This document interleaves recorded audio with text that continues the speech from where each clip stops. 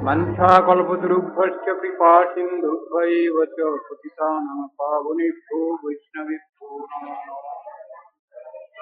गुरवे गौरचन्द्राय राधिकायै तदालये कृष्णाय कृष्णभक्ताय सुधभक्ताय नमो नमः। वंशाकल्पतरुभ्यश्च कृपा सिन्धुभ्यैव च पतितानां पावनेभ्यो वैष्णवेभ्यो नमो नमः। अस्मदीय गुरुपाद पद्म जगत गुरु नित्यलीला प्रविष्ट वैष्णव शिष्य भक्ति प्रज्ञान केशव गोस्वामी चरणे अनंत कोटि साष्टांग दंडवत प्रणाम। तदनंतर समागत उपस्थित वैष्णव वृंद, सुधी सज्जन वृंद, मातृमंडली, आज हमादेर आलोच्य विषय सनातन धर्म ও বিশ্ব সমস্যা বা বিশ্ব সমস্যার সমাধান। এতক্ষণ ধরে আপনারা বিবিধ সুধী বক্তা গণের নিকট থেকে সনাতন ধর্মতত্ত্ব শ্রবণ করলাম। সনাতন ধর্মতত্ত্ব আলোচনা করতে গেলে সর্বপ্রথমে এইটাই মনে হবে, অন্যান্য জগতের যত কিছু ধর্ম চলছে এই সবগুলোই প্রাকৃত, জড়, ধ্বংসশীল। সেই কথাই আলোচনা হয়েছে এতক্ষণ। পৃথিবীতে যত কথা ধর্ম নামে চলে, ভাগবত কহে তাহা পরিপূর্ণ চলে। জগতের যে ধর্ম কথা সেগুলো প্রাকৃত স্বভাবের কথাই বলা হয়েছে, কিন্তু সনাতন ধর্মতত্ত্ব নির্দেশ করছেন আত্মধর্ম কি, যে আত্মার বিনাশ নাই, যে আত্মধর্মের বিনাশ নাই, যে পরমাত্মা বা ভগবানের বিনাশ নাই, সেই ধর্মের কথাই উল্লেখ করা হয়েছে। তাই জীবাত্মা যখন বদ্ধ দশা লাভ করেছে তখন একটা ব্যবস্থা নেওয়া হয়েছে যে তার সেই বদ্ধ দশা কি করে ঘুচবে, এর কোনো ব্যবস্থা কিছু আছে কিনা। সেই কথাই আচার্য শঙ্করপাদ তাঁর এক শ্লোকে মহামুদ্গরের মধ্যে জানিয়েছেন। কা তব কান্তা কস্তে পুত্র সংসারোয়ম অতীব বিচিত্র কস্যত্তং বা কুত আয়াত তত্তং চিন্তয় তদিদং ভ্রাত। হে ভাই, তুমি এই জগতে কোথা থেকে এলে, মৃত্যুর পর তুমি আবার ফের কোথায় ফিরে যাচ্ছ। এই জগতে তোমার যে আত্মীয় স্বজন, তোমার যে স্বজন বান্ধবগণ, স্ত্রী পুত্র পরিজন, এদের তুমি কোথায় কিভাবে নিয়ে যেতে পারো, এদের কি তুমি সঙ্গে নিয়ে এসেছিলে বা সঙ্গে কি নিয়ে যেতে পারবে, বা তোমার এখানে অবস্থিতি কতদিন, বা তুমি পুনরায় কোথায় ফিরে যাচ্ছ। হে ভাই, তুমি এই তত্ত্বদর্শন সম্বন্ধে জিজ্ঞাসা করো, প্রশ্ন রাখো। ঠিক এই জিনিসটাই আমাদের বুঝবার বিষয়, এইটি সাধনার ক্ষেত্র। যে তুমি কোথায় ছিলে, কি করিতে হেথা এলে, কিবা কাজ করে গেলে, পাবে কি সুখ জীবনে, এই প্রশ্ন জিজ্ঞাসা শাস্ত্র এই প্রশ্নই করেছেন। দেখতে পাই কি সেখানে আমাদের যেন এই সংসারে জন্ম আর মৃত্যু এই দুটোই যেন সম্ভব। মাঝখানে যা কিছু করে যাচ্ছি আমরা, এটা যেন দুদিনে। সেটা কোন কবি তিনি বলছেন, a poor player that struts and frets his hour upon the stage. অবস্থাটা হলো এই আমাদের। তাই প্রশ্ন করা হয়েছে, যাবৎ জননম তাবৎ মরণম তাবৎ জননী জঠরে শয়নম ইতি সংসারে স্ফুটতর দোষ কথমিহ মানব তব সন্তোষ। হে মানব, তুমি এ জগতে এসেছো, ক্ষণিক সময়ের জন্য এখানে পার্ট প্লে করে পুনরায় আবার তোমাকে চলে যেতে হচ্ছে, তোমাকে মৃত্যুবরণ করতে হচ্ছে।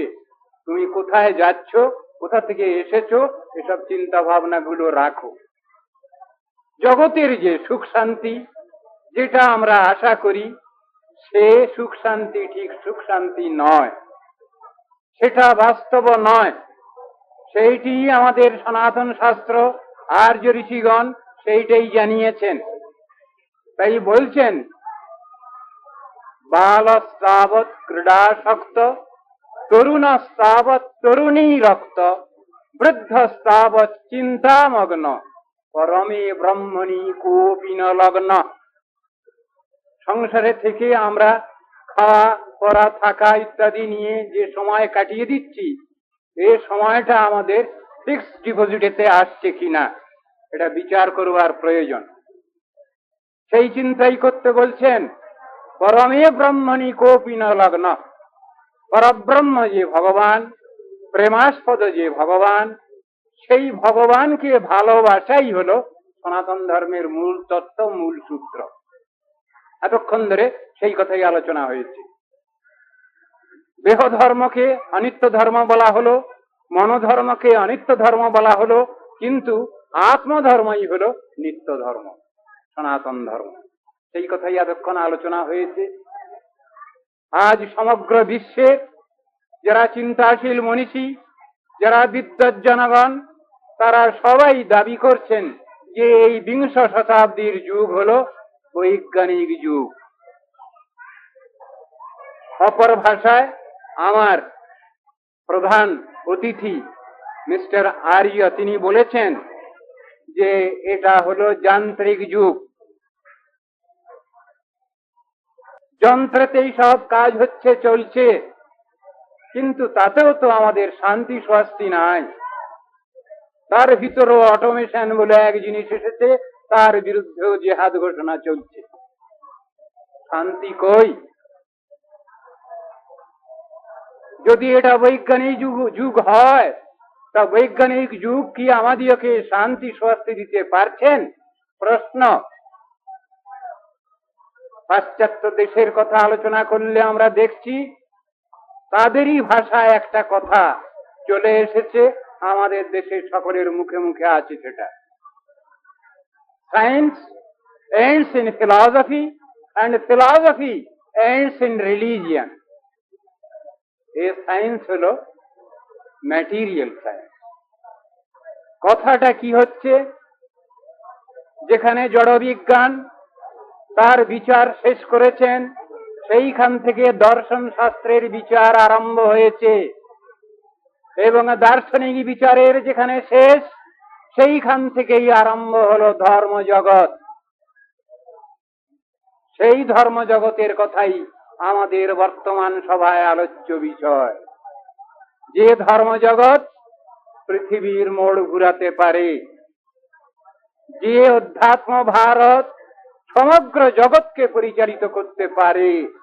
একদিন এক ধর্মসভায়, পাশ্চাত্যের এক ধর্মসভায় পোপ এ কথা উচ্চারণ করেছিলেন।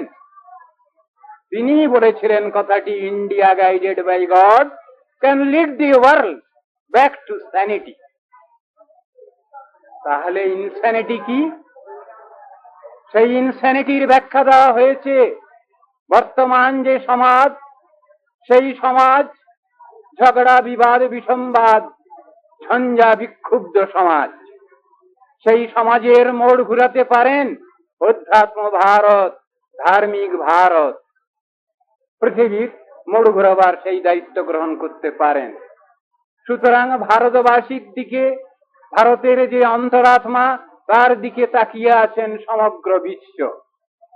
কিন্তু আমরা এমনই বোকা, এমনই হতভাগা, আমরা মনে করছি আমাদের বোধহয় কিছুই নাই। সবকিছু সম্পদ লাভ করেও আমরা সেটাকে ইউটিলাইজ করতে পারছি না, তার সদ্ব্যবহার করতে পারছি না। ঋষিগণের যে অবদান, সেটা আমরা মনে প্রাণে মেনে নিতে পারছি না, অনুধাবন করতে পারছি না। এইটাই হলো বর্তমানে আমাদের অত্যন্ত দুরবস্থার ক্ষেত্রে। সেই দুরবস্থা যতদিন কাটিয়ে না উঠছে, আমাদের কল্যাণ কোথায়? শান্তি কোথায়? বিজ্ঞান যদি আমাদের শান্তি দিতে পারত তাহলে তো কিছু প্রচেষ্টা তারা নিতেন, কিন্তু কোথায় শান্তি? আমার পূর্ববর্তী বক্তৃ মহোদয় তিনি উল্লেখ করে গেছেন ইউনেস্কো, ইউনাইটেড নেশনস অর্গানাইজেশন। আবার দেখা যাচ্ছে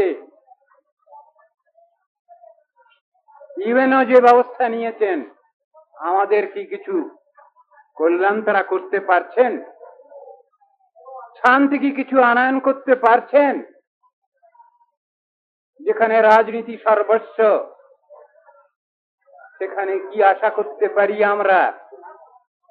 বর্তমান দুনিয়া দুটো ভাগে ভাগ হয়েছে, ইস্টার্ন অ্যান্ড ওয়েস্টার্ন জোন। দুই দলে দুটো যেন শিবির তৈরি হয়েছে। তারা দুজনেই চাচ্ছেন আমার প্রধানত থাকো, তবে তোমায় কিছু সাহায্য দেব। যেখানে এইভাবে রাজনীতি প্রচলিত, সেখানে শান্তির সমাধান কি করে হচ্ছে? শান্তি আসছে কি করে? শান্তি আমরা পেতে পারি না। তাই পাশ্চাত্য দেশও আজ, বৈজ্ঞানিক জগৎও আজ, তারাও চিন্তা ভাবনায় পড়েছেন। আমরা খাওয়া থাকা পড়া নিয়ে আছি, অনন্ত সমস্যাগ্রস্ত আমরা। এই সমস্যার সমাধান কিরূপে সম্ভব? শান্তি, শান্তি বলে চিৎকার একটা হচ্ছে জগতে, পিস পিস, কিন্তু হাউ টু অ্যাচিভ ইট, আমরা লাভ করব কি করে সেই শান্তি, তার ব্যবস্থা কিন্তু কেউ জানি না। সনাতন আর্য ঋষিগণ সেই শান্তির সন্ধান দিয়েছেন। কিভাবে আমরা সেই শান্তি পেতে পারি? বলছেন সেখানে, যদি আমরা এক ভগবান, একেশ্বর ভগবান, তার প্রতি যদি শ্রদ্ধা জ্ঞাপন করতে পারি, তাকে যদি ভালোবাসতে পারি, তাহলেই একটা নেশন, একটা জাতি সমগ্র পৃথিবীতে, দ্বিতীয় জাতি নাই। সেই জাতি হলো মানব গোষ্ঠী, মানব জাতি। গতকাল আমি আপনাদের সামনে একটি কথা উপস্থাপিত করেছি, বুঝাতে চেয়েছিলাম মানব কাকে বলে, মনুষ্য কাকে বলে। এই যে মানবত্ব, মনুষ্যত্ব, এইটি নিয়েই আমাদের সনাতন আর্য ঋষিগণ বহু তত্ত্বানুসন্ধান করেছেন। মানবত্ব কাকে বলবো, মনুষ্যত্ব কাকে বলবো? একজন কবি তিনি লিখে গেছেন, more than a man you cannot be. সবার উপর মানুষত্ব, তাহার উপরে নাই। কবি বুঝাতে চেয়েছেন, তিনি কি শুধু মানুষের চেহারাটাকেই লক্ষ্য করেছেন? তা নয়। যেখানে মনুষ্যত্বের বিকাশ হয়নি, সেইখানেই মানবকে দানব বলা হয়েছে। আর যেখানে মনুষ্যত্বের চরম বিকাশ প্রকাশিত হয়েছে, সেইখানেই তাকে ঠিক ঠিক ভাবে, যথাযথভাবে মানব বলে মেনে নেওয়া হয়েছে। সেই মানবত্ব দেবত্ব। যদি সেই মানবত্ব আমাদের ভিতরে যদি প্রকাশিত না হয়, তাহলে দানব সংজ্ঞায় সঙ্গীত হই আমরা। প্রেময় যে ভগবান, তাকে যদি আমরা ভালোবাসি, তিনি যদি একেশ্বর, তার যদি কেউ সমান নাই, তার যদি কেউ ঊর্ধ্বে নাই, তাহলে সেই প্রেমময় ভগবানকে কেন আমরা ভালোবাসতে চেষ্টা করি না? জগতে বহু কথা প্রচারিত আছে। আমাদের ধর্ম কথার মধ্যেও আমরা দেখতে পাচ্ছি সাম্য, স্বাধীনতা, মৈত্রী, তিনটে শব্দই ব্যবহার করা হয়েছে। ইকুয়ালিটি, লিবার্টি, ফ্রেটার্নিটি, তিনটেই আলোচিত হয়েছে। কিন্তু কি করে সেটা আসবে? সাম্যবাদ কি করে আমরা প্রমাণ করতে পারি?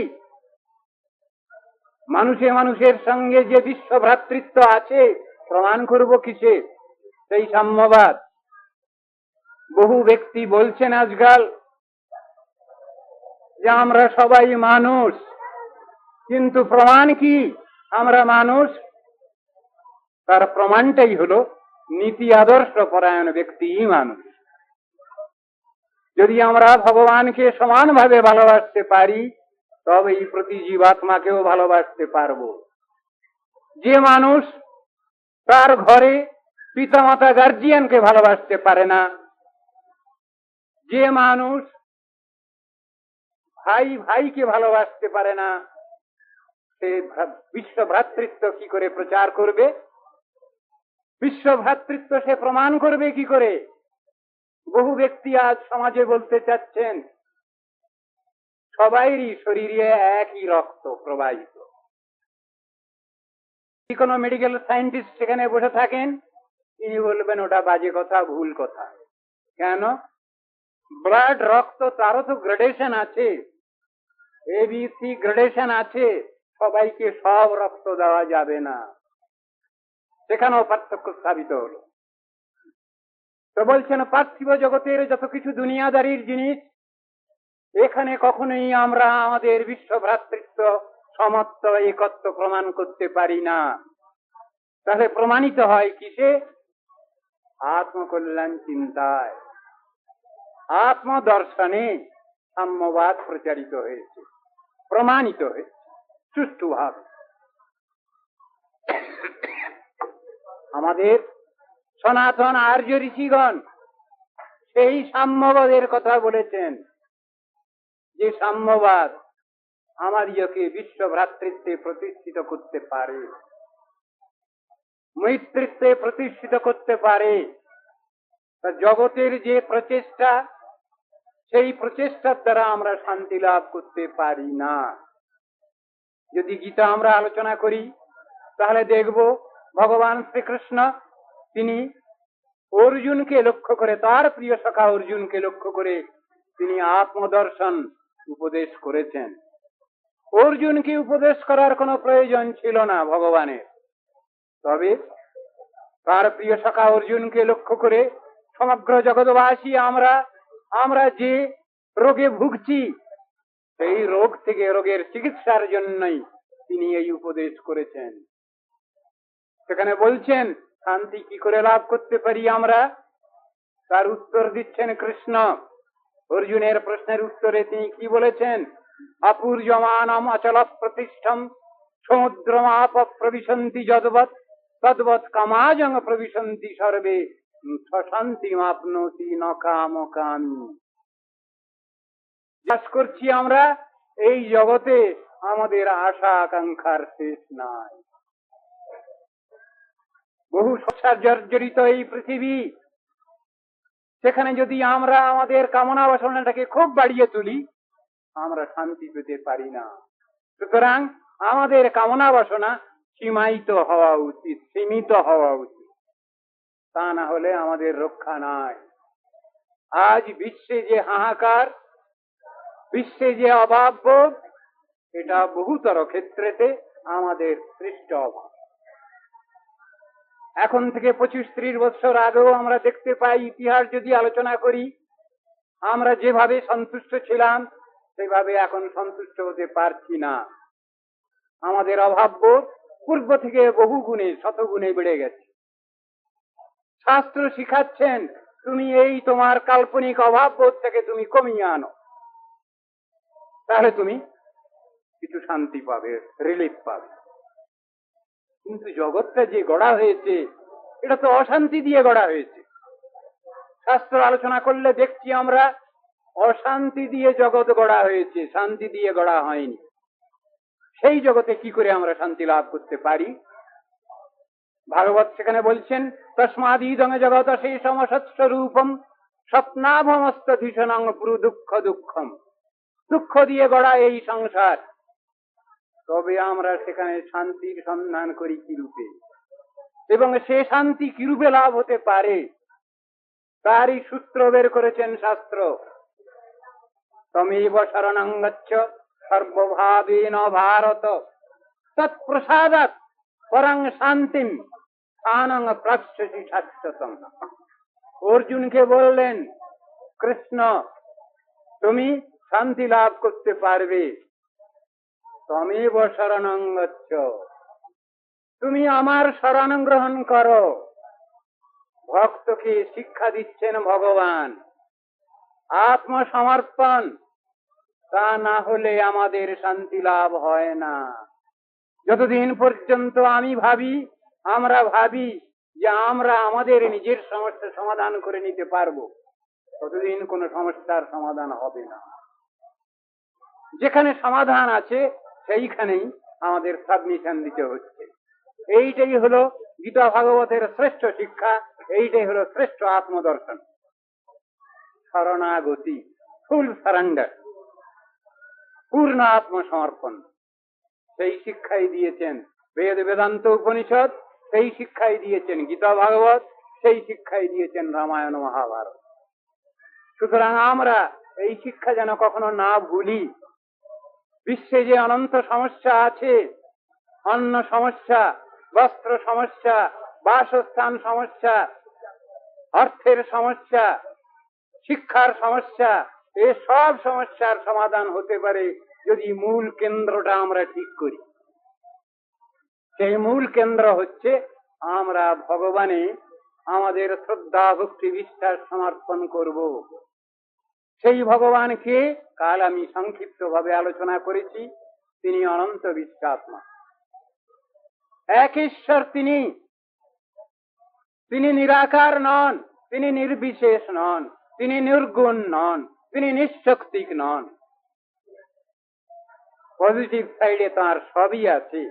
তিনি সর্বশক্তিমান ভগবান, তিনি সাকার ভগবান, তিনি সগুণ ভগবান, অনন্ত শক্তিমান সেই ভগবান,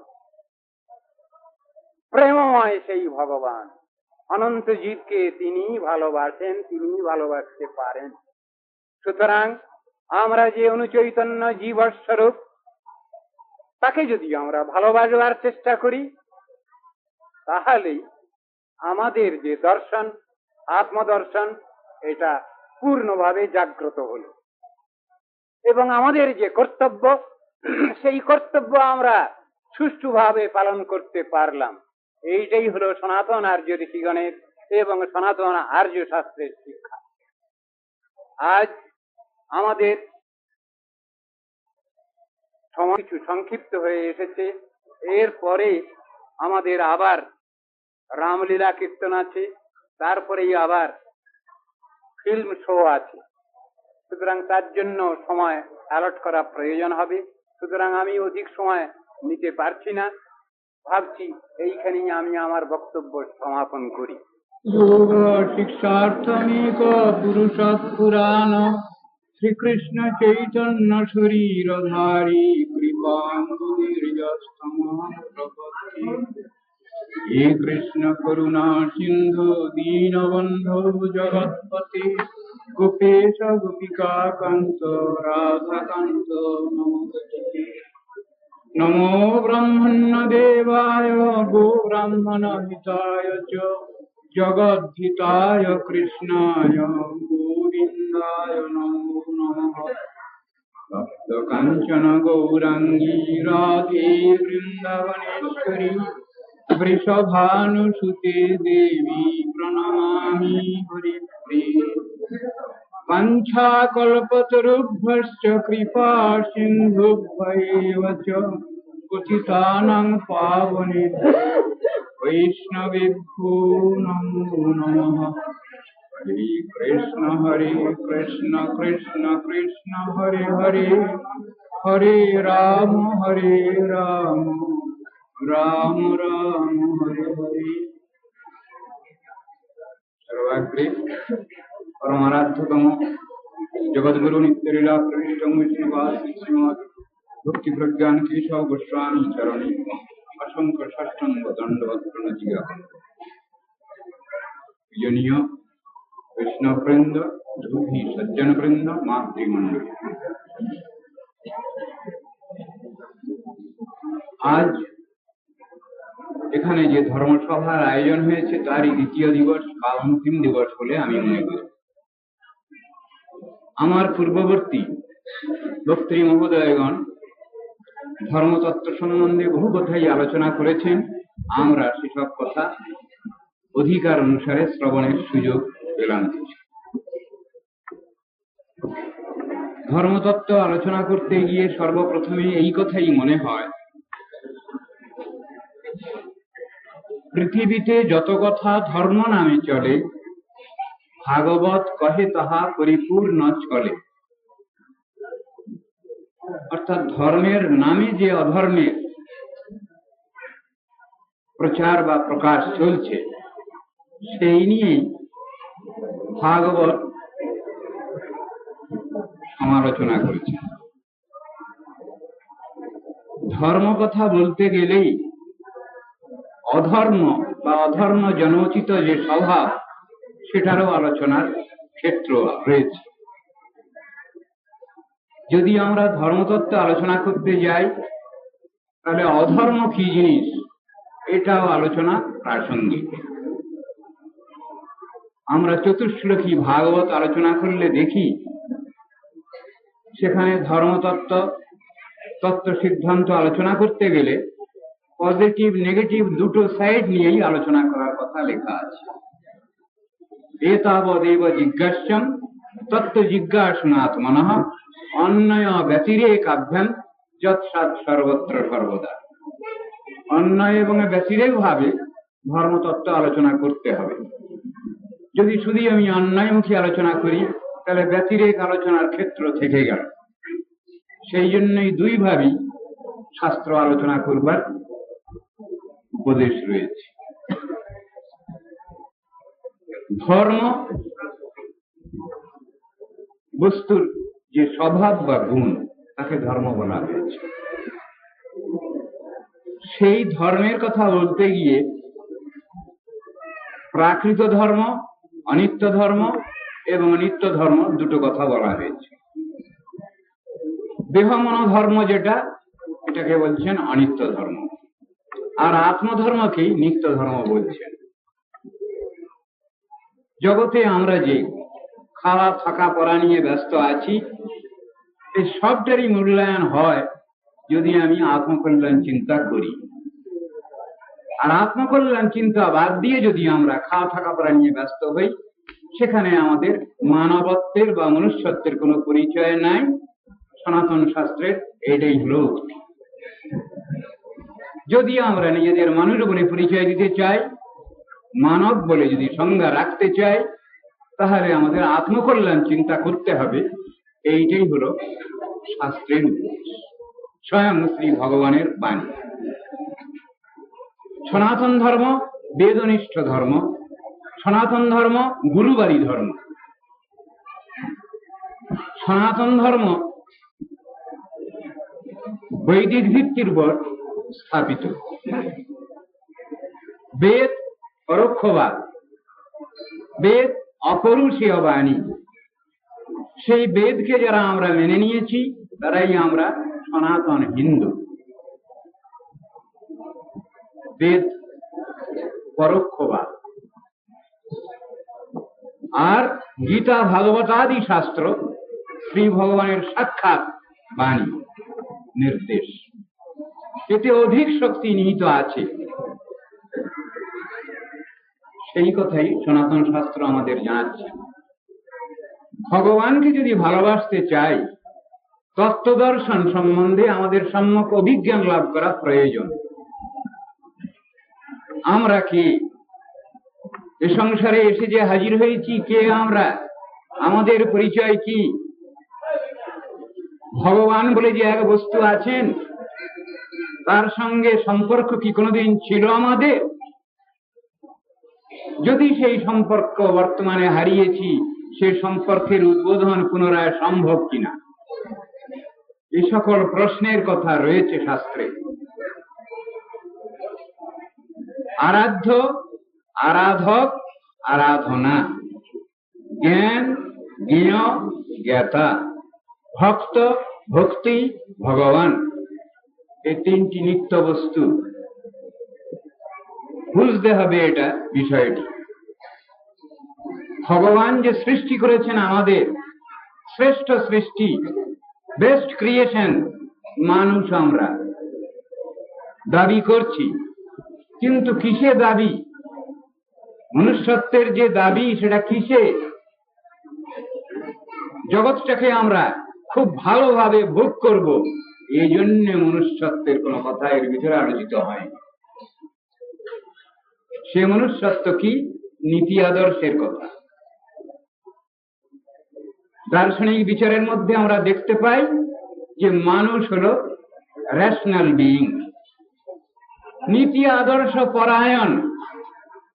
এই নীতি আদর্শ পরায়ণ ব্যক্তি যে, তাকেই বলা হয়েছে মানব বা যথাযথ মনুষ্য। সেই কথাই শাস্ত্রে শিক্ষা দিচ্ছেন। সংসারে জন্মগ্রহণ করেছি আমরা, ভোগবাদ নিয়ে চলছি, ভোগের মধ্যেই আমাদের জন্ম, ভ্রান্তির মধ্যেই আমাদের জন্ম। জন্ম থেকে মৃত্যু পর্যন্ত শুধু ভুল কথাগুলো আমরা শুনে যাচ্ছি আর শিখে যাচ্ছি, এবং সেইটি আমরা রপ্ত করছি। যখনই কোনো কথা আলোচনা হচ্ছে আমরা সেই কথাগুলোই বলে ফেলছি। সেইগুলো বাস্তব দর্শন নয়। শাস্ত্র যেটা বলছেন, ঋষিগণ যেটা বলেছেন, ভগবান স্বয়ং যেটা উপদেশ করেছেন, সেইটাই হলো বাস্তব সত্য কথা। যদি সেই কথার সঙ্গে যদি আমার চিত্তবৃত্তিকে মিলিয়ে নিতে পারি, সেই কথায় যদি আমার চিত্তবৃত্তি উদ্বুদ্ধ হয়, তবেই আমার কল্যাণ, নতুবা আমার ধ্বংস অনিবার্য।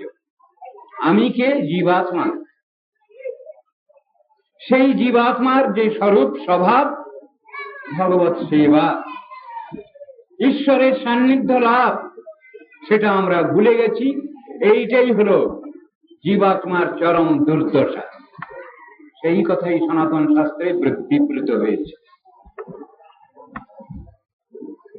ভয়ান দ্বিতীয়াভিনিবেশতস্যাৎ ঈশাদপেতস্য বিপর্যয় অস্মৃতি।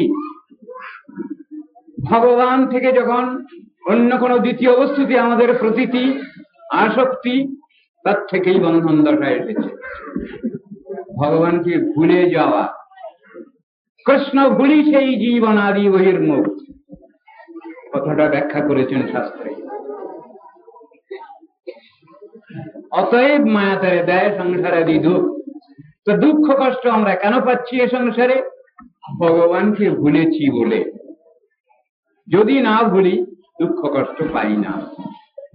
কিন্তু জগৎ সংসারটা দুঃখ কষ্ট দিয়েই গড়া। কেন? এটা শিক্ষাক্ষেত্র। সেই কথাই শাস্ত্রে বলা হলো, তস্মাদিদং জগৎ অশেষম সৎস্বরূপম স্বপ্নাভমস্তধিজনং পুরু দুঃখ দুঃখম। এই দুঃখের হাত থেকে রেহাই কি করে রেহাই পাবো? আত্মাকে তুমি জানবার চেষ্টা করো। আত্মা যে পরমাত্মা ভগবান, তাকে বুঝবার চেষ্টা করো, তার সান্নিধ্য লাভ করবার চেষ্টা করো, তুমি শান্তি পাবে। ভোগবাদী দুনিয়া শুধু আশা আকাঙ্ক্ষা নিয়ে বসে আছে, এবং সেইটাকেই বাড়িয়ে যাচ্ছি আমরা। দেখা যাচ্ছে যৌগিক প্রক্রিয়ার মধ্যে সেখানেও বলা হয়েছে আশা আকাঙ্ক্ষা কমিয়ে ফেলো। সংসারে বসবাস করছি, ইকোনমিক প্রবলেম, সমস্যায় জর্জরিত আমরা, সেখানেও বলছেন আশা আকাঙ্ক্ষা তোমার সীমিত করো, তবেই তুমি শান্তি পেতে পারো। এই ভোগাকাঙ্ক্ষা যতই আমরা বাড়িয়ে তুলব, ততই আমরা কষ্ট পাই। তাই শাস্ত্রে বলছেন উদাহরণ দিয়ে, একজন রাজা যার নাম যজাতি, তিনি সংসারে ভোগ সুখ খুব কম করেননি, তথাপি তার সংসার দশা ঘুচল না। তাই তিনি তার জ্যেষ্ঠ পুত্র যদুকে বললেন, আমার জরা তুমি নাও, আর আমাকে তোমার যে যৌবন সেটা দাও। রাজি হলেন না তিনি। অভিসম্পাত এলো তারপরে, কনিষ্ঠ পুরু তিনি ওটা গ্রহণ করলেন। 10,000 বৎসর তিনি সংসার সুখ ভোগ করলেন, কিন্তু তার থেকে তার নিবৃত্তি হলো না। তারপরে তিনি বলছেন চরিষ্যামি মৃগৈষহ বনাঙ্গত্বা চরিষ্যামি মৃগৈষহ। সেই ব্যক্তিই বলেছেন আবার নিজে, ভাগবতে বর্ণনা রয়েছে, ন জাতু কাম কামানাম উপভোগেন সম্মতি হবিষা কৃষ্ণ বর্তেব ভূয়বা বিবর্ধতে। কামনার দ্বারা তুমি কামনা বাসনা পূরণ করতে পারো না। হবিষা কৃষ্ণবর্তেব ভূয়বা বিবর্ধতে। আগুনে যতই তুমি ঘি ঢালবে ততই আগুন প্রজ্বালিত হবে অধিক মাত্রায়। বহু ব্যক্তি এখানে যুক্তি দিয়ে বলেন, যদি খুব বেশি করে ঘি ঢেলে দেওয়া যায় আগুনে, তাহলে তো আগুন নিভে যেতে পারে। হবে না তা। কামনারূপ যে অগ্নি, সে অগ্নির কাছে ঘৃত কিছুই নয়, হবে না ওটা। তাই শাস্ত্র বললেন, আমাদের প্রাকৃত জগতের যে ভোগাকাঙ্ক্ষা, এটাকে সীমিত করতে হবে, তবে কিছু শান্তি পাওয়া যাবে। আশা আকাঙ্ক্ষার শেষ নাই। মনোরথানাং ন সমাপ্তিরস্তি বর্ষায়ু তেনাপি তথাব্দ লক্ষ্যৈ পূর্ণেষু পূর্ণেষু পুনর্নবানাম উৎপতয় সন্তি মনোরথানাম। মনোরথের কি শেষ আছে? বাবলস, বুদবুদ। 5টা মনোরথ পূর্ণ হয়তো 1000টা মনোরথ উঠছে, কে পূরণ করবে? ভগবানের 14 পুরুষেরও ক্ষমতা নাই যে সেই আশা আকাঙ্ক্ষা তিনি পূরণ করেন। শাস্ত্র তাই বলছেন, তুমি যদি শান্তি পেতে চাও, তুমি তোমার ভোগাকাঙ্ক্ষা আশা আকাঙ্ক্ষা সীমিত করো। সেই কথাই গীতা ভাগবতে বেদে বেদান্তে উপনিষদে শিক্ষা দেওয়া হয়েছে। অপূর্যমানমচল প্রতিষ্ঠম সমুদ্রমাপ প্রবিশন্তি যদ্বৎ তদ্বৎ কামাজং প্রবিশন্তি সর্বে সশান্তি মাপ্নোতি ন কাম কামী। বিহায় কামান যপুমাংশ্চরতি নিস্পৃহ নির্মম নিরহংকার অশান্তি অধিগচ্ছতি। শান্তি কে লাভ করছেন? নিত্য নিত্যানাম চেতনশ্চেতনানাম एको বহুজো বিদধাতি কামান তমাত্মস্থং যেন পশ্যন্তি ধীরা তেষাং শান্তি শাশ্বতী নেতরেষাং। শান্তি কে লাভ করছেন? আত্মস্থ হওয়ার চেষ্টা যিনি করছেন, আত্মার জাগরণের চেষ্টা যিনি করছেন। এ তুমি কোথায় ছিলে? কি করিতে হেথা এলে? কি বা কাজ করে গেলে? পাবে কি সুখ জীবনে? এই প্রশ্নের সমাধান হওয়া প্রয়োজন। সুতরাং ধর্ম বললেই সব ধর্ম সমান হচ্ছে না। দেহধর্মী, মনোধর্মী প্রাকৃত জগতে ভোগাকাঙ্ক্ষায় আবদ্ধ, তাদের কোনো কল্যাণ হচ্ছে না, ওর মধ্যে কল্যাণ নাই। আত্মার স্বরূপ উপলব্ধিতেই কল্যাণ আছে, তার ভিতরেই সবকিছু খুঁজে পাওয়া যায়। বিশ্ব ভ্রাতৃত্ব খুঁজে পাওয়া যায়, সাম্য স্বাধীনতা মৈত্রী তার মধ্যেই খুঁজে পাওয়া যায়, অন্য কোনো ভাবে তো হয় না। কি করে আমরা সবাইকে মিলাবো? বহু ব্যক্তি এখানে হাজির হয়েছেন, যতদিন পর্যন্ত প্রতিটি আত্মার সঙ্গে প্রতিটি আত্মার মিলন না হয় ততদিন পর্যন্ত বাস্তব মিলন সম্ভব নয়। মুখে চিৎকার করলে হবে না। ইউনিভার্সাল ব্রাদারহুড, বিশ্ব ভ্রাতৃত্ব প্রমাণ করতে হয় সেটা আত্মকল্যাণ চিন্তাধারা। এ আমি কেনে মরে যারে তাপত্রয়, ইহা নাহি জানি মোর কইছে হিত হয়। এক ব্যক্তি উচ্চারণ করলেন, যিনি প্রাইম মিনিস্টার, তিনি উচ্চারণ করছেন। তিনি জানতেন না কে তিনি, জানতেন তিনি। জেনে শুনেও প্রশ্ন করেছেন ভগবানের কাছে, আত্মার স্বরূপ জিজ্ঞাসা করেছেন তিনি, সেই পরিচয়ে তিনি জানতে চাচ্ছেন, আত্মভাবে উদ্বুদ্ধ হতে যাচ্ছেন। এর মধ্যেই শান্তি আছে। জগতের খাওয়া পড়া থাকার মধ্যে সুখ শান্তি নাই, সেইটাই দেখাচ্ছেন তিনি। সুতরাং ধর্ম কথা বলতে গেলেই আত্মধর্মের কথা বলেছেন। এতাবান এব লোকেস্মিন পুংসাং ধর্ম পরস্মৃত। পুংসাং ধর্ম পর, পরধর্মের কথা বললেন। পর মানে শ্রেষ্ঠ। জগতের যে ধর্ম সেই ধর্ম নয়, পরধর্ম, শ্রেষ্ঠ ধর্ম, আত্মকল্যাণ চিন্তা। কিভাবে সম্ভব হবে সেটা? ভক্তি যোগ ভগবতী তন্নাম গ্রহণাদিভি। ভগবানে ভক্তি যোগ অবলম্বন করতে হবে এবং তার নাম গ্রহণ করতে হবে, বিশেষত কলৌ যুগে। এটা হলো যুগ ধর্ম। যুগ ধর্ম নাম সংকীর্তন, সে কথা বলেছেন। উপাস্য নির্ণয় যদি আমরা না করি, সাধন ভোজন হবে না। কে আমার উপাস্য? আগে স্থির হওয়া প্রয়োজন। শাস্ত্রে সেটা বলে রেখেছেন, আমরা বুঝে উঠতে পারি না। আমাদের যে ক্ষুদ্র ক্ষুদ্র গণ্ডি, স্বার্থের গণ্ডি, তাতেই আমরা আমাদের উপাস্য বুঝে উঠতে পারি না। বিভিন্ন ব্যক্তি বিভিন্ন রকমের উপাস্যের কথা চিন্তা করছেন। কে উপাস্য, পরমোক্ষ কে, পরাৎপর তত্ত্ব কে, শাস্ত্র তো সেগুলো বাতলানো হয়েছে। তথাপি যৎপাদ নাখাবসৃষ্টম জগতি বিঞ্চোপরিতরহনম্ব শেষং পুনাতি অন্যতম মুকুন্দাত কো নাম লোকে ভগবৎ পদার্থ। যার পাদপদ্ম থেকে অর্ঘ্যরূপে আবির্ভূত হয়েছেন গঙ্গা দেবী, ব্রহ্মা সেটিকে কমণ্ডলুতে ধারণ করেছেন, শিব ঠাকুর সেটি জটায় গ্রহণ করেছেন। জগৎ পবিত্রকারী সেই যে গঙ্গা দেবী, পতিত পাবনী পাপনাশিনী গঙ্গা, ত্রিপথগামিনী গঙ্গা জগৎকে পবিত্র করছেন। তার মূলীভূত কারণ কে? সন্যতম মুকুন্দাত কো নাম লোকে ভগবৎ পদার্থ। সেই যে ভগবান মুকুন্দ, তিনি মুক্তিদাত্রী, মুক্তিদাতা তিনি মুক্তি দান করেন। মুক্তি তো অন্য কেউ দিতে পারেন না। বহু ব্যক্তির চিন্তা ধারণা দেব দেবী আমাদের মুক্তি দেবেন, এমন কোন উদাহরণ শাস্ত্রে নাই। পারেননি মুক্তি দিতে দেবীরা, দেব দেবীরা। ভুরি ভুরি উদাহরণ আছে। সুরত রাজা থেকে আরম্ভ করে বহু উদাহরণ আছে শাস্ত্রে।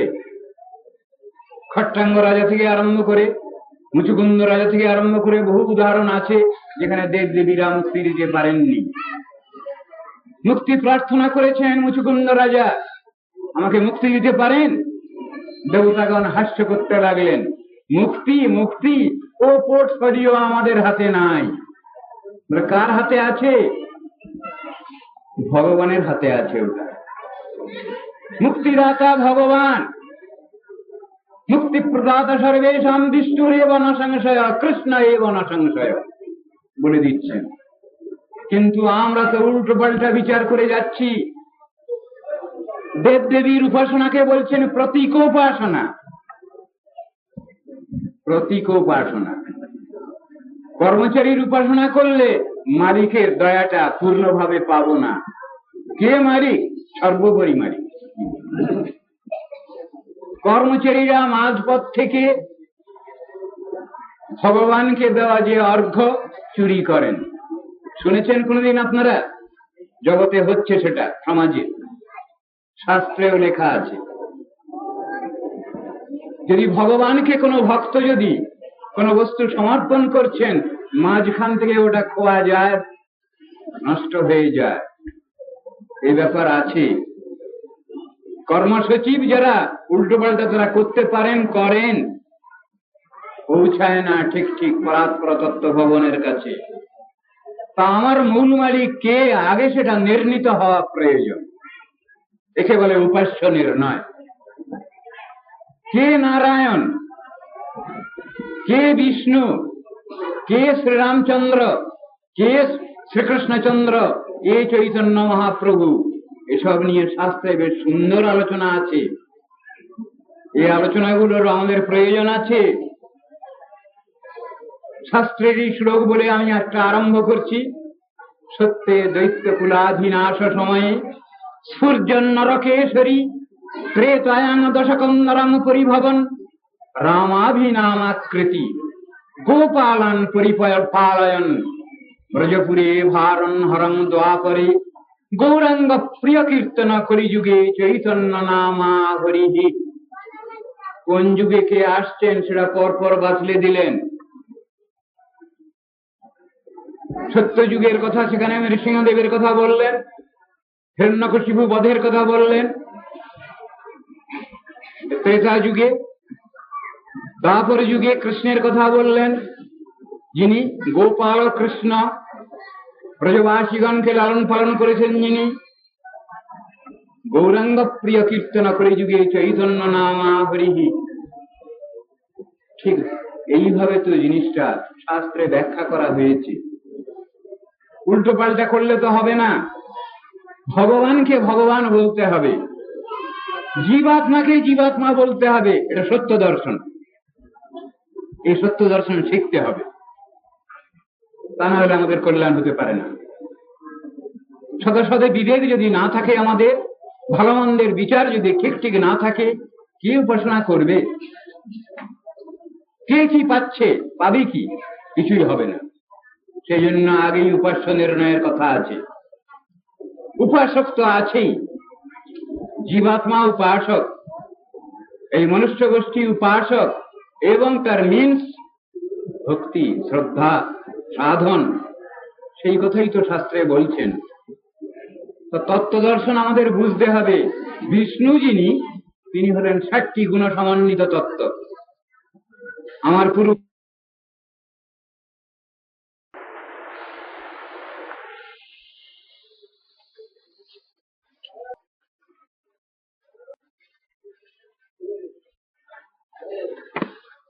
বলে নেই নেই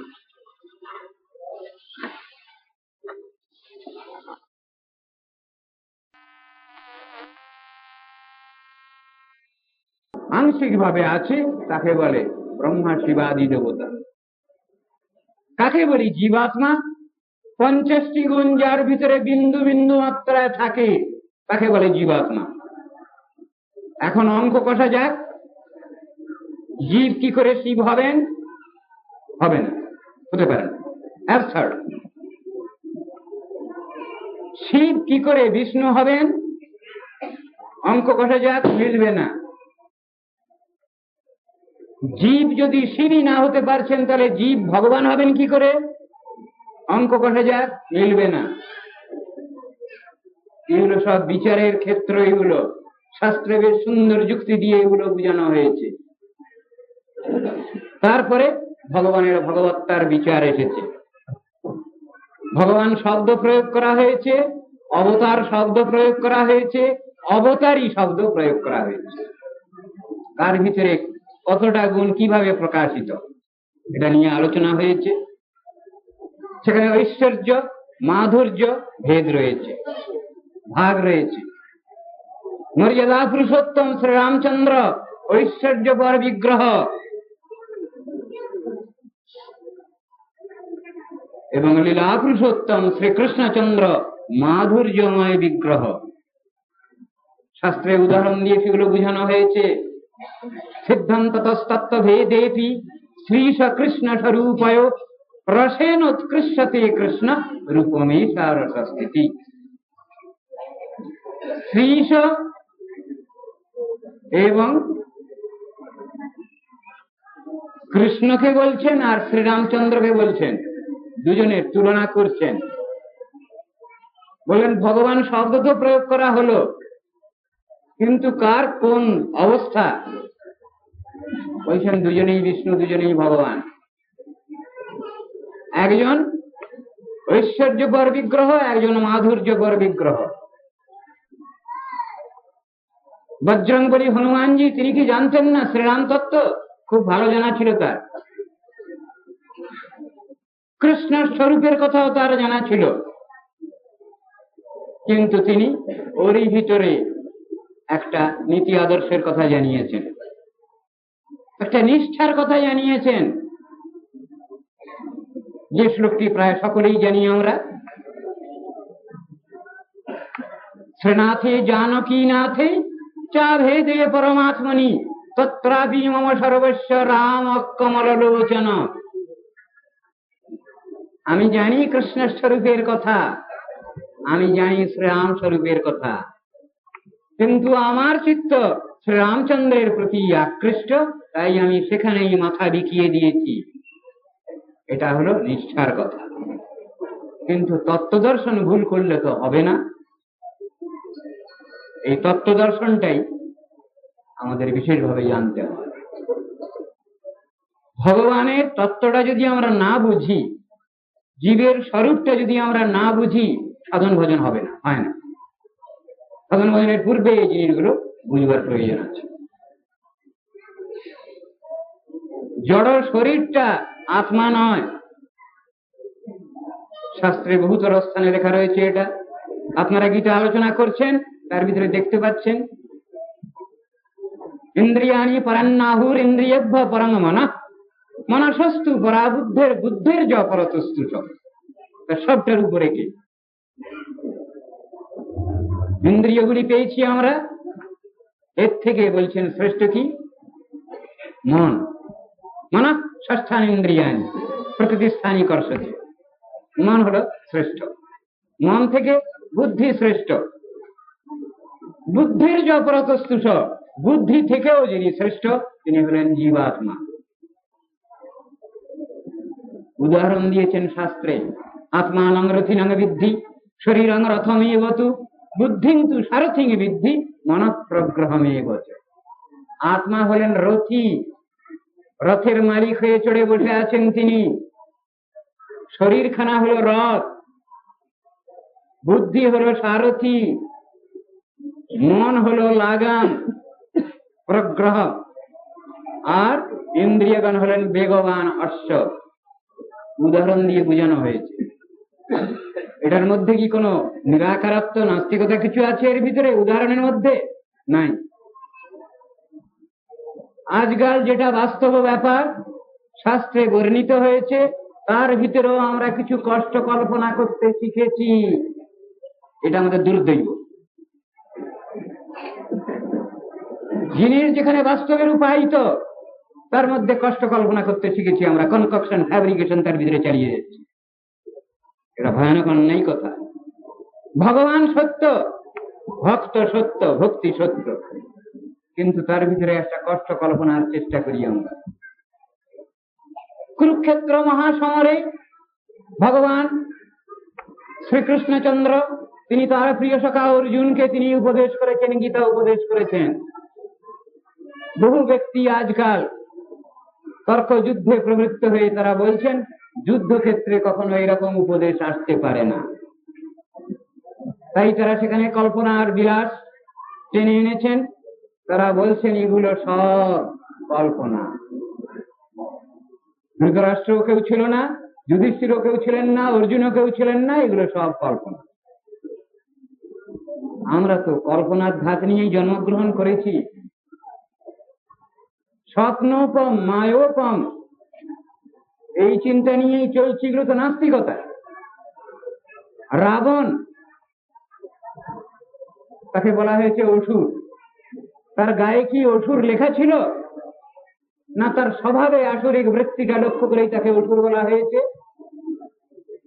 কিন্তু অসুর হলে কি হবে? খুব বড় পণ্ডিত লোক, নাম করা পণ্ডিত লোক, ওরকম ধরনের দার্শনিক বিচারযুক্ত লোক পৃথিবীতে কম খুঁজে পাওয়া যায় রাবণের মতো ব্যক্তি। কিন্তু যেহেতু সে অন্যায়কারী, যেহেতু সে নীতি আদর্শ বিরোধী, যেহেতু সে ভগবানের অঙ্ক সাহায্যে লক্ষ্মী দেবীকে জোর করে ছিনিয়ে নিতে চাচ্ছে, সেই জন্য অসুর পর্যায়ে ভুক্ত হয়েছে। এই আসুরিক বিচার রাবণকে সর্বতভাবে পেয়ে বসেছে। লেখাপড়া জানা রাবণের কম ছিল না। তার রাবণের লেখা যে বইখানা আছে, আপনারা পড়েছেন কিনা জানি না, আমাদের ওটা আলোচনা আছে, লঙ্কাবতার সূত্রম। এই বইখানা রাবণের লেখা বইখানা পড়ে দেখবেন কিরূপ দার্শনিক বিচার তার ভিতরে, কিন্তু সবই বাজে, ভুয়ো হয়ে গেছে। কেন? তিনি গোড়া কেটে দিয়েছেন, ভগবানের ভগবত্তাকে অস্বীকার করে ফেলেছেন, নাস্তিকতার দিকে তিনি এগিয়ে গেছেন, নির্বিশেষ চিন্তা তিনি এনে ফেলেছেন। ভগবান নিরাকার, নির্বিশেষ, নির্গুণ, এইসব কথাগুলো তিনি প্রমাণ করেছেন, প্রমাণ করবার চেষ্টা করেছেন। লোক তো পণ্ডিত লোক, পাণ্ডিত্য কোথায় প্রমাণিত? ভগবানকে অস্বীকার করার বেলায়, আমার যে মূল গার্জিয়ান তাকে অস্বীকার করবার বেলায়, এতে কি বাহাদুরি আছে আমার? এই জগতে যে আস্তিক এবং নাস্তিক এই যে দুই শ্রেণী আছে, তাই আস্তিককে বলা হয়েছে দৈবী ভাবাপন্ন এবং নাস্তিককে বলা হয়েছে অসুর, আসুরিক প্রবৃত্তি বিশিষ্ট ব্যক্তি। তাই গীতায় ভগবান ডিসাইফার করলেন দুটো ক্লাসকে, নমান দুষ্কৃতি নো মূঢ়া প্রপদ্যন্তে ন রাধমা মায়া পরিতজ্ঞানা আসুরং ভাবমাশ্রিতা। এই কয় প্রকার লোক আমার ভজন সাধন করতে এগিয়ে আসে না, এদের অত্যন্ত দুর্দৈব প্রবল। আবার বললেন 4 রকম লোক আমার ভজন সাধন করতে এগিয়ে আসে। চতুর্বিধা ভজন্তে মানজনা সুকৃতিন অর্জুন আর্থ জিজ্ঞাসু অর্থার্থী জ্ঞানী চ ভরতর্ক। ভগবান নিজ মুখে সব কথাগুলো জগৎকে জানিয়েছেন, জগৎ জীবকে। সেই প্রেমময় ভগবানকে কি করে ভালোবাসতে হবে তার তরিকা, প্রসেস, প্রসিডিওর শাস্ত্রে তিনি নিজেই বাতলে রেখেছেন। আমাদের সেই প্রসেস প্রসিডিওর নিয়ে অগ্রসর হতে হবে। আমরা যদি সবসময় নাস্তিকতার অঙ্ক কষি, কিছু নেই কিছু নেই, সে কিছু নেই কিছু নেই যখন, তখন আমারই বা পরিচয় কোথায়? যিনি বলছেন কিছু নেই তিনি তো নয়। সুতরাং একজন নাস্তিক তিনি তার অস্তিত্ব সংরক্ষণ করতে পারেন না এই জগতে। তাই মানবত্বের যে শিক্ষা আছে শাস্ত্রে, সেটা হলো নীতি আদর্শের মূল্যায়ন, নীতি আদর্শের শিক্ষা। হ্যাঁ, ভগবান একজন আছেন, বিশ্ব স্রষ্টা, বিশ্ব নিয়ন্তা, তাকে বাদ দিলে চলবে না। তিনি কে আমার এটা বুঝবার চেষ্টা করতে হবে। তিনি যদি নিরাকার হন, আমরা সবাই নিরাকার, সব এখানে যারা বসে আছি সবাই নিরাকার। যদি ভগবান নিরাকার হন, আমার পিতামাতা গার্জিয়ান তারা যদি নিরাকার হন, তাহলে আমি নিরাকারের সন্তান, আমিও নিরাকার। আমারও সাকারত্বের কোনো পরিচয় থাকে না। তাই যখনই বলবো ভগবান নিরাকার, নির্গুণ, নির্বিশেষ, নিঃশক্তি, তখন ওই সব দোষগুলো আমার ঘাড়েই চেপে যাবে। যাতে ওটা আমার ঘাড়ে না চাপে, সেই জন্য সাবধান হতে হবে আগে থেকে। ভগবানকে অস্বীকার করা, ভগবান নাই বলা যে অন্যায়, তাকে সাক্ষাৎ ভাবে অস্বীকার করা একই দোষ, একই অন্যায়, অপরাধ। সুতরাং ও কথা উচ্চারণ করা যায় না। পিতা যদি সামনে বসে থাকেন, মাতা যদি সামনে বসে থাকেন, তাকে যদি সন্তান যদি বলে আমি তোমাকে মানি না, তোমাদের আকার নেই, অবমাননা করা হয় তাদের। ঠিক তদ্রূপ ভগবান নাই যদি বলা হয়, তদ্রূপ অবমাননা করা হয় ভগবানকে। আমার মুনি ঋষিগণ, আর্য ঋষিগণ, স্বয়ং ভগবান এই শিক্ষা জগৎকে প্রদান করেননি। তারা নীতি আদর্শ মেনে নিতেই বলেছেন। আমরা ওইটা শিখবো কিভাবে, আমরা ওটাকে কাজে লাগাতে পারি। আমি নাস্তিক হব না আস্তিক হব, আমার লাভ কোনটাতে? নাস্তিক যদি বনে যাই আমি, তাহলে জগতে আমার প্রতিষ্ঠা নাই। আস্তিক যদি হই, তাহলে আমার জন্য সবকিছু আছে, ব্যবস্থা আছে। এই চিন্তা ভাবনা করে আমাদের জীবনযাত্রার পথে চলতে হবে। গীতায় ভগবান কৃষ্ণ নিজেই 2টি তরফকে ভাগ করে দিয়েছেন। হে অর্জুন, জানো এই জগতে 2 রকমের লোক আছে। দৌভূত সদ্গৌলোকেস্মিন দৈব আসুর এব চ। এক দৈবী ভাবাপন্ন ব্যক্তি আর এক আসুরিক ভাবাপন্ন ব্যক্তি। কে দৈব আর কে আসুর, আবার তিনি সেটা বুঝিয়ে দিচ্ছেন। বিষ্ণু ভক্ত ভবে দৈব, যারা ভগবত ভক্ত, যাদের সাবমিশন আছে, তারা হলেন ভক্ত, তারা হলেন দৈবী ভাবাপন্ন। আসুর অস্তাদ বিপর্যয়, আর আসুরিক ভাব যাদের রয়েছে, ভগবতের বিরোধী এলিমেন্ট যারা, তারা হলো অসুর। তারা জগতের কল্যাণ চিন্তা করতে পারে না, তাদের নিজেদের কল্যাণ চিন্তা কোনদিন করতে পারে না। তা আমরা কি দেবতা হব না অসুর হব? চিন্তা করা দরকার আছে। আমি যদি নাস্তিক বনে যাই, তাহলে আমি অসুর সংজ্ঞায় সঙ্গীত হই। আমি যদি আমার গার্জিয়ানকে, মূল গার্জিয়ানকে যদি মেনে নেই, তাহলে আমি দৈবী সংজ্ঞায় সঙ্গীত হই। আমি কি হতে চাই, একথা শাস্ত্র নির্ণয় করেছেন। আমি যদি সুসন্তান হতে চাই, তাহলে ভগবানকে মানতে হবে। বিশ্ব স্রষ্টা, বিশ্ব নিয়ন্তা যে ভগবান আছেন, তাকে মেনে নিতে হচ্ছে। তার সব ক্ষমতা আছে, তার আকার আছে, তার গুণ আছে, তার লীলা আছে, সবটাই নিত্য, মেনে নিতে হচ্ছে। যখনই আমি অস্বীকার করি, তখনই আমি কুসন্তান, আমার কোনো পরিচয় নাই। ধর্মজগৎ ধর্মজগৎ বললে হবে না। আজ দুনিয়ায় যত সব বিচার চলেছে ধর্মের নামে, এই সবগুলোকে খণ্ডন করেছেন ভাগবতের বিচারে। আমি একদিনের ভিতরেই আলোচনা করেছিলাম যে যেখানে গীতার বিচার শেষ হয়েছে, ভাগবতের বিচার সেখানে আরম্ভ হয়েছে। ভাগবত কি শিক্ষা দিয়েছেন জগৎকে? ভাগবত জগৎকে শিক্ষা দিয়েছেন, তুমি তোমার নিজের অস্তিত্ব সংরক্ষণ করতে যদি চাও, তাহলে ভগবানের যে স্বরূপ আছে সে স্বরূপকে তুমি মেনে নাও, তাহলে তোমার কল্যাণ। আর তা নাহলে তোমার কোনো পরিচয় নাই। জগতে খাচ্ছি যাচ্ছি মানুষ, আমরা পরিচয় দিতে যাচ্ছি, কিন্তু পশুর মতো তো জীবনযাপন করছি। পশুও খায় দায় থাকে, পরে তারও ইন্দ্রিয় দর্শন বায়োলজিক্যাল ইউনিভার্সিটি আছে, আমাদেরও তাই আছে। তাই বললেন মনুষ্যের মনুষ্যত্ব কি? ধর্ম হিতে সামধিক বিশেষ ধর্মে না হীনা পশু হিতমানা। এই ধর্ম হলো সনাতন ধর্ম, এই ধর্ম হলো আত্মধর্ম, জীবাত্মার স্বর্গের ধর্ম। সেই ভাবের উদ্বোধন তাকে বললেন সাধন। নিত্য সিদ্ধস্য ভাবস্য প্রাকট্যম হৃদি সাধ্যতা। জীবের যে নিত্য শুদ্ধ ভাব, সেই ভাবের প্রাকট্য আবির্ভাবই হলো সাধন। সাধনের দ্বারা সিদ্ধি অবস্থা লাভ হয়। যাদের বললেন সিদ্ধ মহাত্মা, বহু ব্যক্তির ধারণা আমরা সব মুক্ত হয়ে যাব। কিভাবে মুক্ত হব? না ভগবানের সঙ্গে মিশে যাব, ভগবান বনে যাব, ভগবানের সিংহাসন দখল করব, এমন সব চিন্তা আছে। পঞ্চবিধ মুক্তির মধ্যে 4টে মুক্তি বাস্তবে রূপায়িত।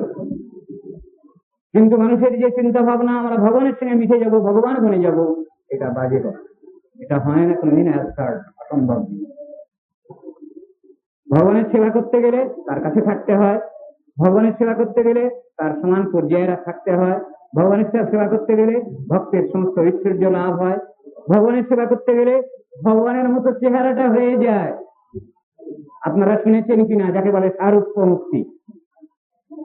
যদি বৈকুণ্ঠ থেকে এখনই এখানে এই সভায় যদি হাজির হন দুজন বৈকুণ্ঠ দূত এবং ভগবান, আমরা সাধারণ মানুষ ডিসাইফার করতে পারবো না ওই দুজন যে ভগবত ভক্ত বিষ্ণু পার্ষদ বৈকুণ্ঠ দূত, কে ওর মধ্যে আর কে ওর ভিতরে ভগবান। এই তো আমাদের বাহাদুর। বুঝে উঠতে পারবো না ওর ভিতরে কে ভগবান এলেন আর কে বিষ্ণু দূত এলেন। কিন্তু তার ভিতরে বৈশিষ্ট্য আছে, পার্থক্য আছে, সবকিছুই আছে। বিশ্ব সেনাদি যেসব ভক্তবৃন্দ আছেন তাদের সব চেহারা বিষ্ণুরই মতো। তো ভক্তের আসতেই হয়। কিন্তু ভক্ত কি কোনোদিন এটা প্রার্থনা করেন আমায় দাও ঠাকুর? এগুলো কখনই তার প্রার্থনীয় বিষয় নয়। তথাপি এগুলো পান তিনি। এখন সেই প্রেমময় ভগবান আমার কল্যাণ চিন্তা করছেন, করে থাকেন। আমি যখন আমার কল্যাণ চিন্তা বুঝি না, জানি না, তখন ভগবানের উপরে সমর্পণ করাটাই হলো বুদ্ধিমত্তা। সাধন ভজনের ক্ষেত্রে এটা বলা আছে। আমি যখন আমার ভালো মন্দ বুঝি না, ঠাকুর তুমি আমার ভালো মন্দ বিচার করে তুমি ব্যবস্থা নাও, সেই কথা শিক্ষা দেওয়া আছে। বহুভাবে মানুষ ভগবানের দিকে এগোবার চেষ্টা করছে, সকাম নিষ্কাম সব রকম ভাবে কি বলা আছে। ভাগবতের মধ্যে শ্লোক আছে, অকাম সর্বকাম বা মোক্ষ কাম উদারধি তীব্রেণ ভক্তি যোগেন যজেত পুরুষম পরম। সেই পরম পুরুষে সাধন ভজন করবার জন্য বিভিন্ন সেকশনের লোক তারা বিভিন্ন ভাবে অগ্রসর হওয়ার চেষ্টা করছে। কিন্তু কে সব থেকে বেশি সুখী, সে সব থেকে শ্রেষ্ঠ ভক্ত পর্যায়ে উন্নীত, সে নিয়েও তো বিচার করা হয়েছে। যিনি ভগবানের কাছে সব সমর্থন করতে পারেন, নিজের বাহাদুরি রাখছেন না। ভগবান নিজে গীতার মধ্যে উপদেশ করেছেন সেটা। কৃষ্ণ বলছেন অর্জুনকে লক্ষ্য করে জগৎকে, যৎ করোসি যদস্নাসি যৎ জুহোসি তদাসি যৎ তপস্যসি কৌন্তেয় তৎকৃত্য মদর্পণম। ভগবান বলছেন আমাকে অর্পণ করো, তুমি তুমি তো জানো না কিছু, বুঝো না কিছু। সেই কথা তো ভাগবতের মধ্যে বলা হয়েছে, কায়েন বাচা মনসেন্দ্রিয়ৈঃ বা বুদ্ধাত্মনা বা অনুসৃতি স্বভাবাৎ করোতি যদ্যৎ সকলং পরস্মৈ নারায়ণায় ইতি সমর্পয়েৎ। সেই ভগবান এই নাম। আমি তো জানি না, বুঝি না কিছু, একে বলে আত্মসমর্পণ, একে বলে শরণাগতি। ভক্ত এইভাবে শরণাগত হয়ে তার জীবনটাকে তিনি ধন্য করেন, তার জীবনকে তিনি ধন্য করেন। ভক্ত এইভাবে তা ভগবানের যে সাধন ভজন এটা প্র্যাকটিক্যাল, এটা থিওরিটিক্যাল নয়। এখানে গিভ অ্যান্ড টেক পলিসি নাই। জগতে যে ব্যাপারটা রয়েছে, জগতে জগৎ জীব, আমরা ভাবছি আমি কিছু দেবো তুমি কিছু দাও। ভগবানের সঙ্গে ভক্তের এই সম্পর্ক নাই। সেখানে স্নেহের সম্পর্ক আছে, প্রেম প্রীতির সম্পর্ক আছে। সেই শাস্ত্রে বলা হয়েছে ভগবানকে জিজ্ঞাসা করবেন, প্রেমময় ভগবানকে, তিনি কেন ভক্তকে ভালোবাসেন? প্রশ্নের উত্তর নাই। ভক্তকে জিজ্ঞাসা করুন, হে ভক্ত প্রবর, আপনি আপনার ভগবানকে কেন ভালোবাসেন? উত্তর দিয়ে বোঝাতে পারবেন না। কেন পারবেন না? আন্তর দর্শন, হৃদয়ের বৃত্তি। সেই কথাই আমার পূর্ববর্তী বক্তৃতা মহোদয় দিয়ে একজন আলোচনা করেছেন। জগতে যে স্নেহ ভালোবাসা এটা তাৎক্ষণিক, ক্ষয়িষ্ণু, ধ্বংসশীল, স্বার্থ বিজৃম্ভিত, এর পিছনে স্বার্থ আছে। কিন্তু যদি ভগবানকে যদি আমরা ভালোবাসতে না শিখি, জগতের যে ভালোবাসাবাসী এগুলো বৃথা পণ্যত্তম হয়ে যায়। বহুতর উদাহরণ দিয়ে বোঝানো হয়েছে ভাগবতে। একটা গান আপনারা প্রায় গ্রামোফোন রেকর্ডে শোনেন, আমি পুনরায় সেটা উল্লেখ করি। আমার সাধনা মিটিল, আশা না পুরিল, সকল পুরায় যায় না। তার ভিতরে একটা কথা আছে, সেইটুকুই আমি বলতে চাচ্ছি। পৃথিবীর লোক ভালো তো বাসে না, ভালোবাসিতে জানে না। যেথা আছে ভালোবাসাবাসী, সেই দেশে যেতে প্রাণ চায় মা। যে দেশে ভালোবাসাবাসী আছে সেই দেশে কবির প্রাণ যেতে চাচ্ছে। কোন দেশ সেটা? প্রেমের রাজ্য। সেই কথাই ওখানে বলা হয়েছে। পৃথিবীর লোক ভালো তো বাসে না, ভালোবাসিতে জানে না। সেই দুনিয়ার যে ভালোবাসা, স্নেহ, মমতা, এটা ওই স্বার্থ বিজৃম্ভিত, স্বার্থপরতায় পূর্ণ। এই কথা বলেছি। কৃষ্ণ ভাগবতের মধ্যে বলছেন, ব্রাহ্মণী যাজ্ঞিক ব্রাহ্মণীগণকে বলছেন, যৎ সম্পর্কাৎ প্রিয় কন্য পরপ্রিয়, প্রাণ প্রত্যাধানাদায় যৎ সম্পর্কাৎ পরপ্রিয় তথা কন্য পরপ্রিয়। বলছেন যে এ জগতে আত্মীয় স্বজন, ভাই বন্ধু, স্ত্রী পুত্র পরিজন সকলকেই আমরা ভালোবাসি, একথা ঠিক। কিন্তু কাকে কেন্দ্র করে ওটা বুঝি না। ভগবানকে কেন্দ্র করে, আত্মাকে কেন্দ্র করে যে ভালোবাসা ওটা বুঝি না। আত্মা যে আত্মাকে ভালোবাসে ওটা আমরা বুঝতে পারি না। প্রমাণ, যখন দেহাধার থেকে যখন প্রাণ বেরিয়ে গেল, জীবাত্মা বেরিয়ে গেল, তখন আর কি তাকে ভালোবাসা হয়? হয় না। ঠিক সেই কথাটা বুঝিয়েছেন। সেই কথাটাই যাজ্ঞবল্ক্য ঋষিও তার দুই স্ত্রীকে দিয়ে বুঝাচ্ছেন। ঋষিগণ সবাই সত্যাশ্রমী ছিলেন না, গারস্থধর্মী অনেকেই ছিলেন। যাজ্ঞবল্ক্য ঋষির দুই স্ত্রী ছিল, গার্গী, মৈত্রেয়ী।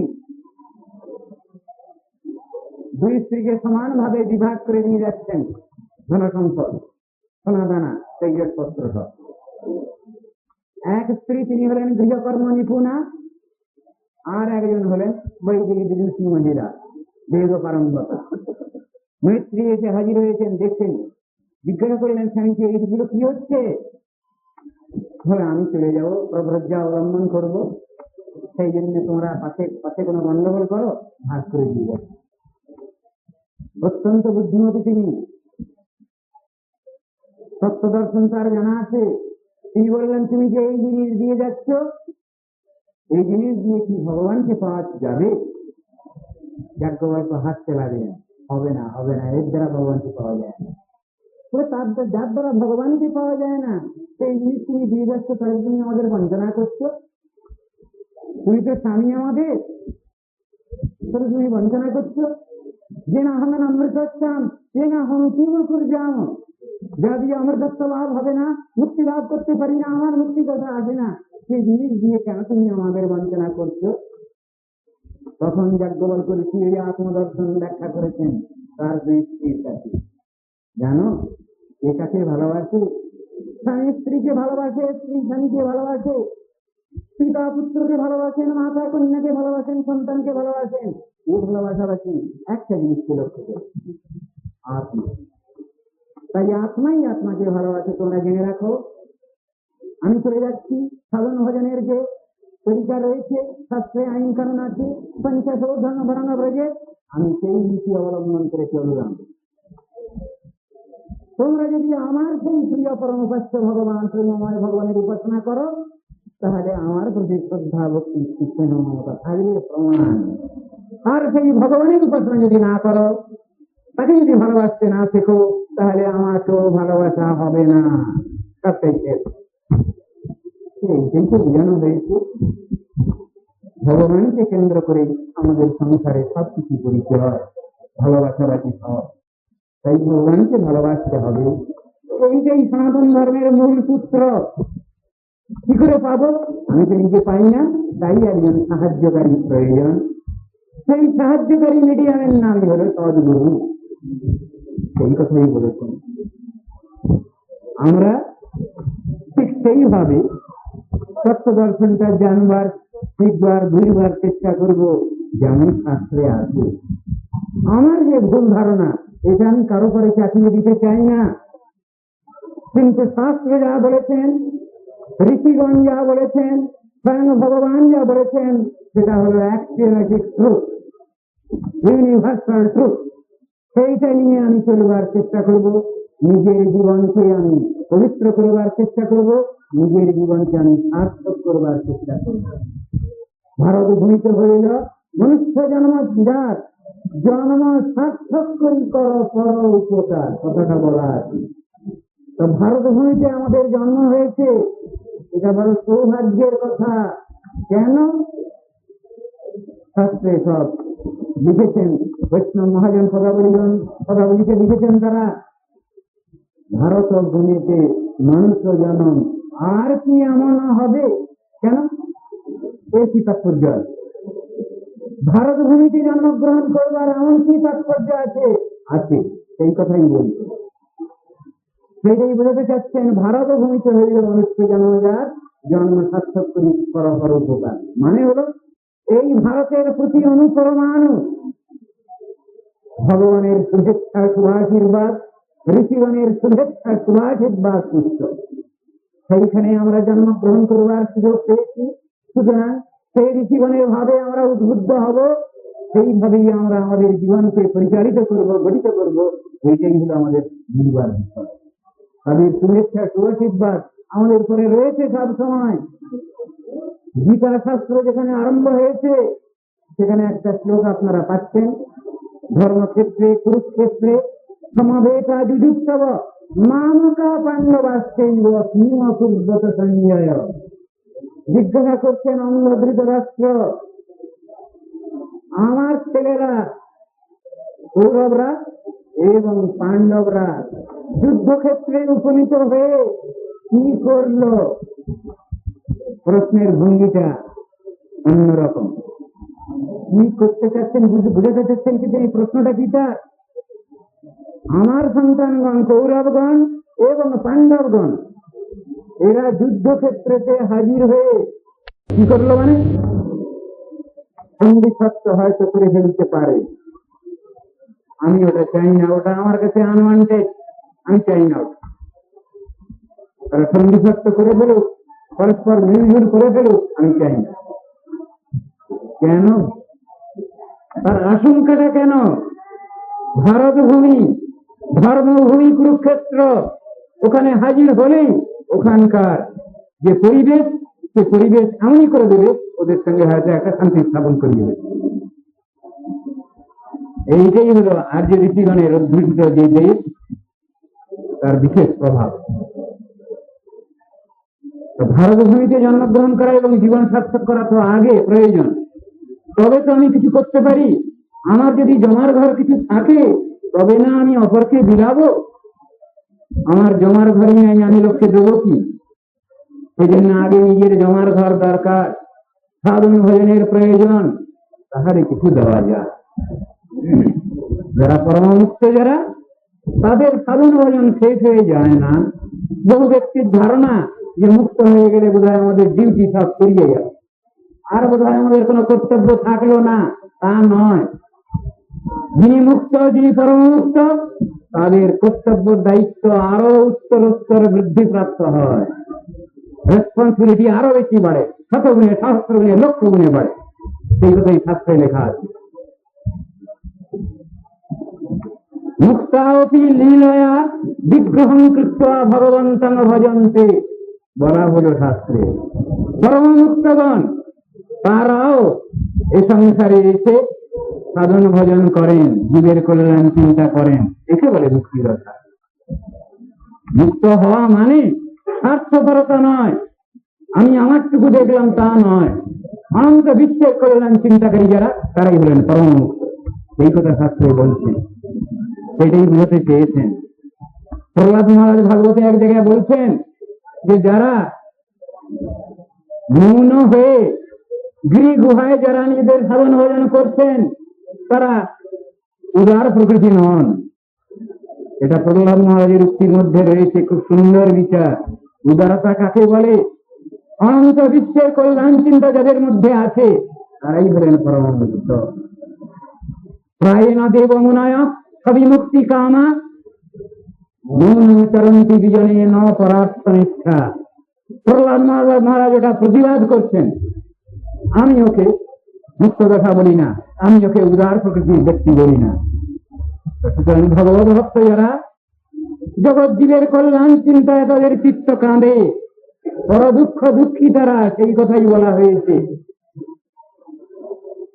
যেখানে সনাতন গোস্বামীর কাছে প্রার্থনা জানাচ্ছেন দাবি করছেন, বৈরাগ্য যুগ ভক্তি রসন প্রযত্নই অপায়নমানভিক্ষু অন্নম কৃপানুধীর যা পর দুঃখ দুঃখী সনাতনম তম প্রভু আশ্রয়ামি।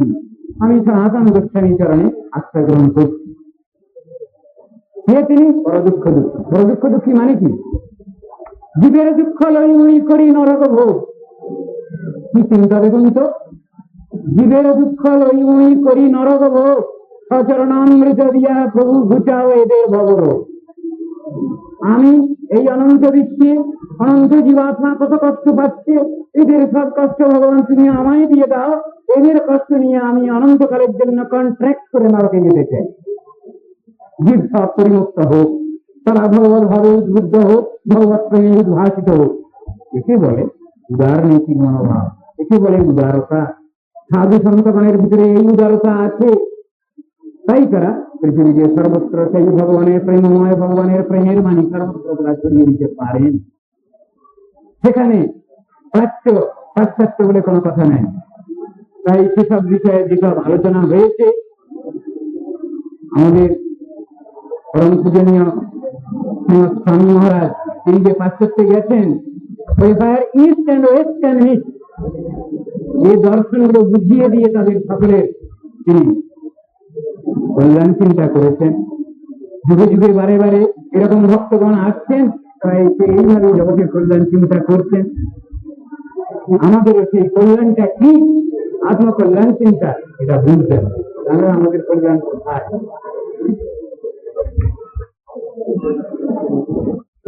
বোধহয় দেরিও হয়ে যাচ্ছে, এরা বোধহয় এরপরে কি ফিল্ম প্রজেক্ট কি আছে দেখানো হবে, এগুলো আরম্ভ হোক। আমি এখানে রাখছি।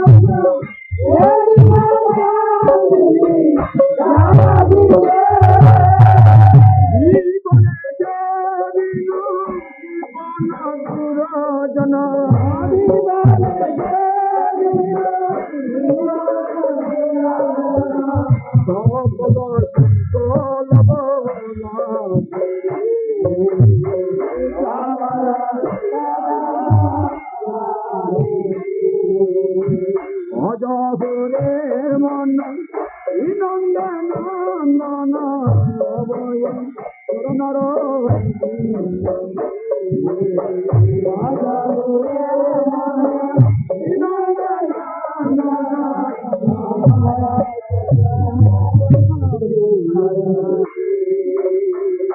জন যৌবন বুদ্ধ পরিজন দেখি আছে পর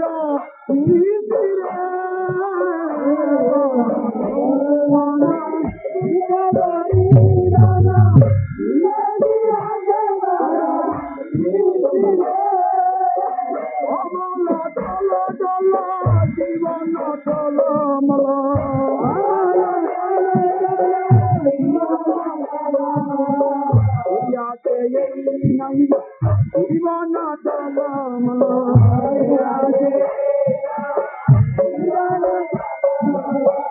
চলতে চলে নাই জীবন চল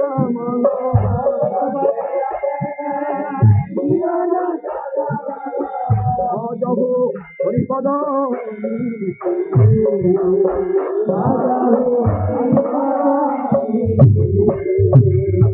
অজগরের মন নন্দন নন্দন অভয় নর অজগরের মন নন্দন নন্দন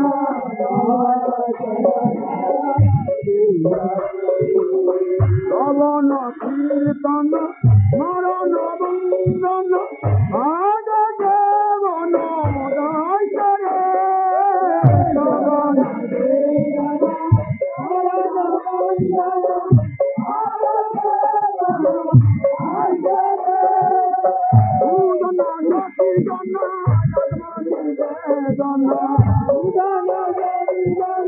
দর্শনে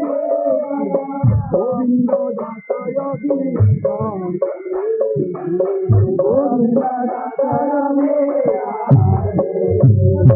অজগরের মন নন্দন নন্দন অভয় নর